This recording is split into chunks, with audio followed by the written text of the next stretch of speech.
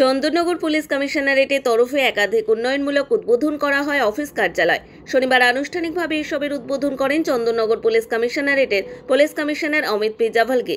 অনুষ্ঠানে উপস্থিত ছিলেন deputy police commissioner Ishani Pal সহ চন্দননগর পুলিশ কমিশনারেটের অন্তর্গত থানা, টাউন, আউটপোস্টের সকল পুলিশকর্মী ও আধিকারিকগণ। কমিশনারেটের হেডকোয়ার্টারে প্রথমে একটি স্বয়ংক্রিয় স্যানিটারি ভেন্ডিং মেশিনের উদ্বোধন করা হয়। এর ফলে মহিলা পুলিশ কর্মীরা উপকৃত হবেন। এরপর উদ্বোধন করা হয় একটি গ্রন্থাগারের। এখানে পুলিশ ছাড়া সাংবাদিকরাও আসতে পারবেন। সেই ক্ষেত্রে তাদের হাউসের কার্ড দেখানো আবশ্যক। তাছাড়া পুলিশ পরিবারের ছেলে মেয়েদের চাকরির পরীক্ষামূলক পাঠ্য বইও এখানে রাখা হয়েছে।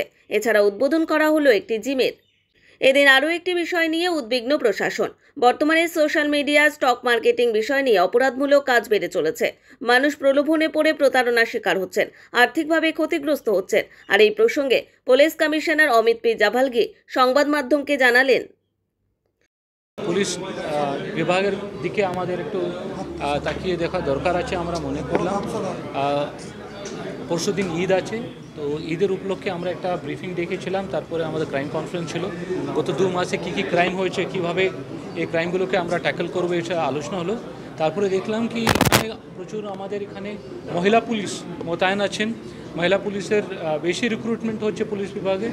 ওরা আমরা দেখেছি সামনে একটা প্রোগ্রাম, ছোট প্রবলেম, এরা ডিউটি যখন যায় স্যানিটারি ন্যাপকিনগুলো অ্যাভেলেবেল থাকে না। ডিউটি অড আওয়ার্সে থাকে, ওদেরকে অ্যাভেলেবেল থাকবে না।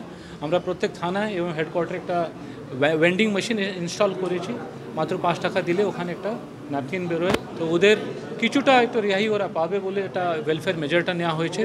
এছাড়া আমরা ভদ্রেশ্বর এলাকায় গরিব স্টুডেন্টসদের জন্য একটা লাইব্রেরি করেছি। পুলিশ ফ্যামিলির যারা আছেন এবং পুলিশ বিভাগের সঙ্গে যারা যুক্ত আছেন ওদের বাচ্চাদের জন্য আমরা একটা লাইব্রেরি এখানে করেছি। এখানে কম্পিটিটিভ এক্সামের জন্য বইগুলো এখানে আছে। এছাড়া বিশেষ বইগুলো এখানে যে আগে থেকে ছিল ওগুলো রাখা হয়েছে। আমাদের জিম একটু খারাপ অবস্থায় ছিল। ডিসি হেডকোয়ার্টার ওনার উদ্যোগে এই জিমটাকে পুনর্নির্মাণ করা হয়েছে, ভালো করে এদেরকে সাজানো হয়েছে। আজকাল ফিজিক্যাল ফিটনেস এটা দরকার আছে। এই জিমটাকে ভালো করে আমরা বানিয়েছি। সে সমস্ত এবং অ্যাক্সিডেন্টগুলো দিকে আমাদের নজর আছে। সে অ্যাক্সিডেন্ট কমানোর জন্য দিল্লি রোডে কিছুটা সিগন্যাল এবং 1 থেকে বেশি কিলোমিটার, 1.5 কিলোমিটার আমরা লাইটিংয়ের ব্যবস্থা করেছি। এ সমস্ত উদ্যোগ নিয়ে আজকে আপনাদেরকে ডাক। হুগলি থেকে বন্দনা ভট্টাচার্যের রিপোর্ট, নিউজ দিগন্ত বার্তা।